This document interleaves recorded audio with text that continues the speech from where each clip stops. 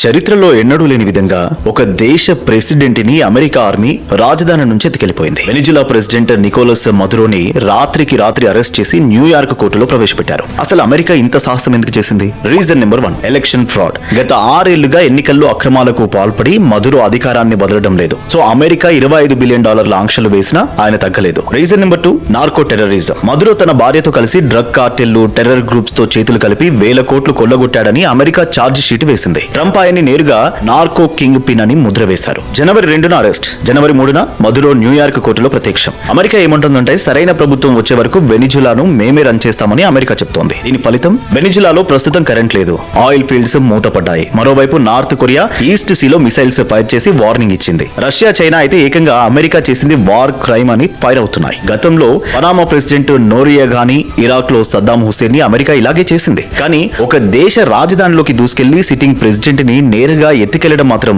చరిత్రలో ఇదే మొదటిసారి. దీని వల్ల అమెరికాకు ఆయిల్ వస్తుంది, డ్రగ్స్ తగ్గుతాయి. కానీ వెనిజులా ప్రజల పరిస్థితి ఏంటి? ఇది 3వ ప్రపంచ యుద్ధానికి దారితీస్తుందా? మీ అభిప్రాయాన్ని కామెంట్ చేయండి. ఇలాంటి మరిన్ని ఇంట్రెస్టింగ్ అప్డేట్స్ కోసం ఫాలో చేయడం మాత్రం మర్చిపోకండి. ప్రపంచంలో ఏ విషయాన్నైనా అందరికంటే ముందే తెలుసుకోవాలంటే డౌన్లోడ్ వే2న్యూస్ యాప్.